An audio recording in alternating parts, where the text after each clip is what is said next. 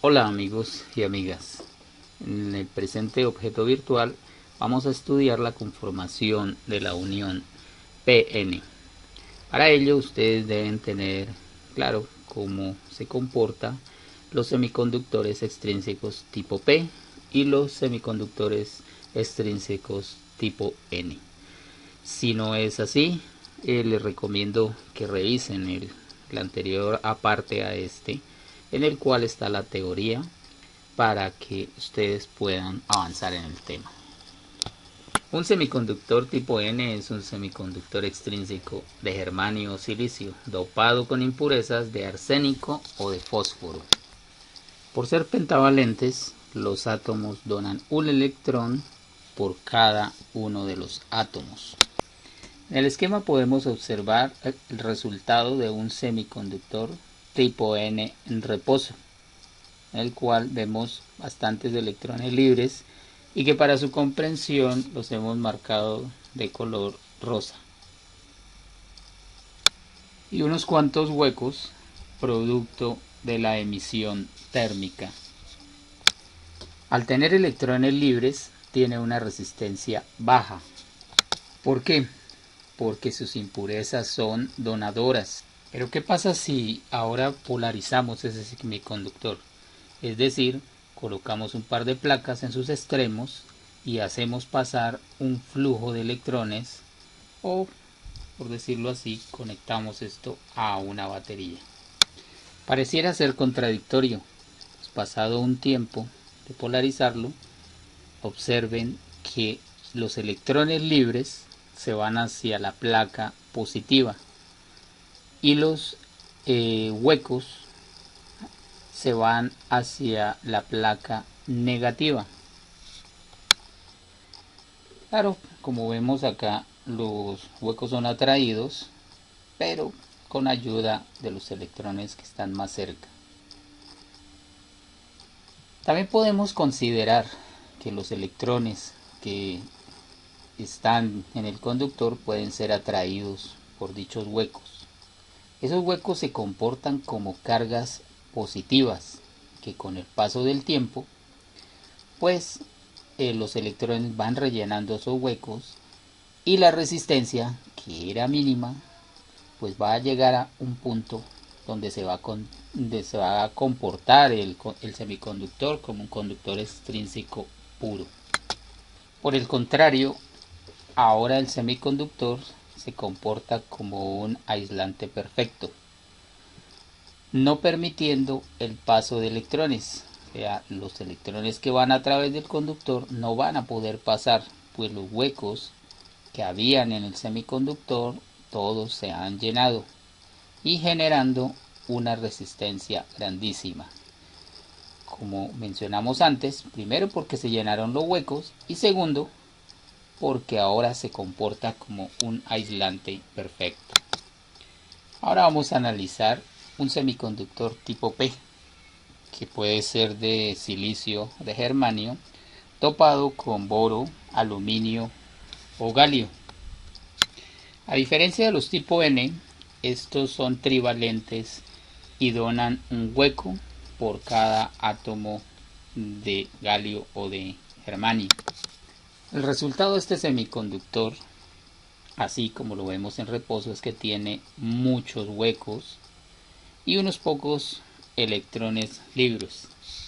No, en este caso, en este esquema, pues no aparecen. Para una mejor explicación, pues no vamos a representar los electrones libres. Vemos acá que los huecos, por ser cargas positivas, son atraídos a la placa negativa. Por haber bastantes huecos, los electrones que hay en el conductor, cuando hay un aumento térmico, suben a los niveles superiores, empiezan a pasar a través del semiconductor, pues de una manera fácil, de una manera más amigable, y se va a comportar como un conductor, obviamente manteniendo la polarización que colocamos en el mismo tipo N.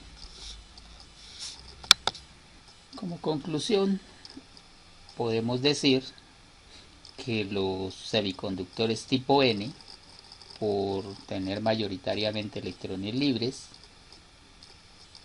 se va a comportar, al ser polarizado, se va a comportar como un aislante perfecto, mientras que el semiconductor tipo P, por ser mayoritariamente huecos, cargas positivas, él se va a comportar como un conductor.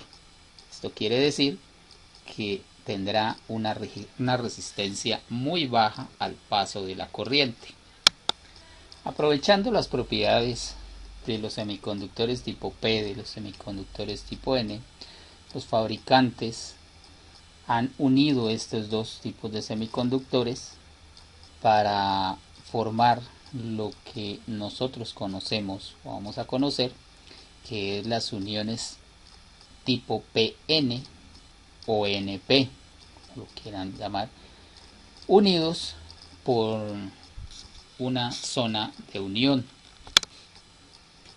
Los electrones en la zona N van a seguir moviéndose libremente, se llaman electrones libres. En la línea de unión o zona de unión se va a formar una barrera, pero esa barrera puede ser traspasada por estos electrones que poco a poco, como vemos en la gráfica, pues ellos van a ser atraídos por los huecos.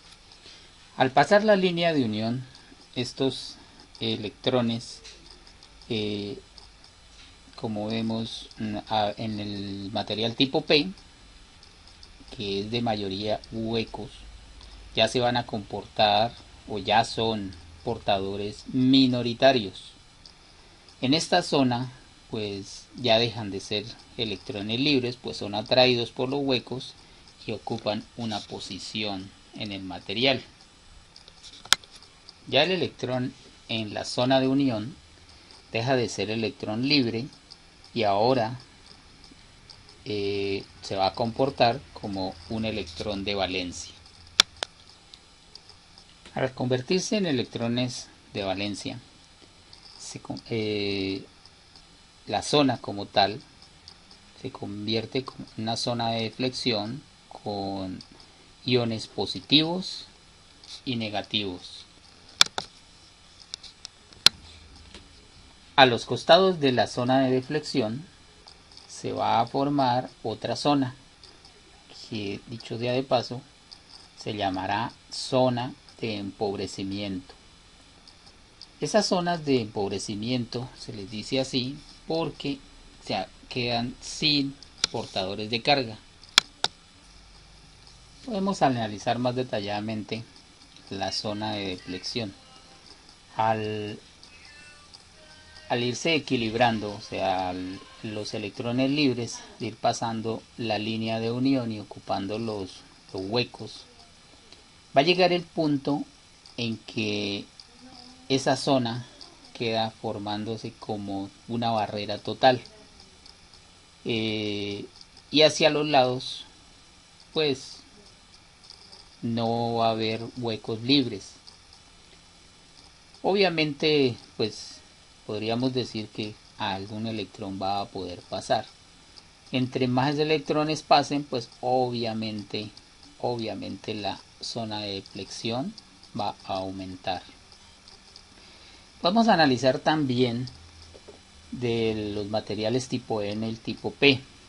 El material tipo N, al ser pentavalente, al pasar a través de un electrón a través de la zona de deflexión, nosotros nos vamos a dar cuenta que los átomos de la zona N, por ser pentavalentes, pasa un electrón y obviamente la mayoría de cargas ya no van a ser negativas, van a ser positivas. Y en la zona P va a aparecer una carga electrónica, un electrón de más. Esto lo podemos ver cambiando este esquema que tenemos acá, cambiando este esquema.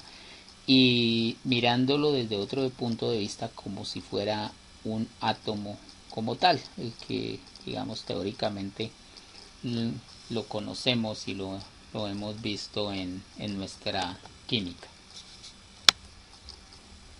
Bueno, entonces mirándolo desde el punto de vista de la estructura electrónica de un átomo como tal, vemos que si un electrón pasa a través de la zona de depleción en el material tipo N como tal, nosotros vamos a ver que nuestras cargas, lo que nosotros tenemos acá como protones, van a ser mayores que el número de electrones que tiene el material tipo N. Tenemos 1, 2, 3, 4 electrones y acá tendríamos 5 protones. ¿Qué pasa con nuestra material tipo P? Ahora tenemos un electrón más y ese electrón más que va a haber, que va a estar acá, se nos va a convertir en un electrón de valencia, porque va a haber un exceso de electrones. Como vemos, tenemos 3 protones, habían 3 electrones, ahora tenemos un electrón más. Contamos 1, 2, 3 electrones, 3 protones, pero tenemos un cuarto electrón que será nuestro electrón de valencia. Es obvio que se forman una diferencia, una pequeña diferencia de potencial al lado y lado de la barrera, que para nosotros, en el caso de los semiconductores, esa barrera que impide el paso de electrones, el potencial como tal se va a llamar potencial de barrera. Obviamente esta diferencia de potencial pues se expresa en voltios. Con esto pues avanzaríamos para iniciar en el manejo, en la aplicación de otro aparato electrónico como es el diodo, que es el invento pues más revolucionario que ha habido y que revolucionó desde la Segunda Guerra Mundial, revolucionó la ciencia, la tecnología, que podemos decir que se comportan también pues de acuerdo a la temperatura, a la fabricación que estos tienen. Estos materiales diodos, ya que lo vamos a ver más adelante, los diodos son materiales elementos formados por dos materiales de tipo P, de tipo N, y que su barrera o su zona de flexión en su potencial de barrera tiene diferentes valores de acuerdo al material con el que sean construidos. Básicamente se trabaja o trabajamos nosotros con diodos de silicio, diodos de germanio. El potencial de barrera de estos dos tipos de diodos, en el caso del silicio se trabaja 0.7 voltios y para el germanio el potencial de barrera 0.3 voltios aproximados. Es declarar que estos valores pueden variar, pero no mucha la diferencia. Nosotros pronto encontramos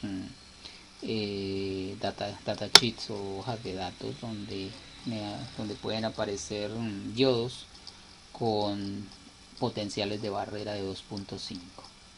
Por ahora pues espero que este material les sirva y que podamos avanzar en el estudio de la electrónica.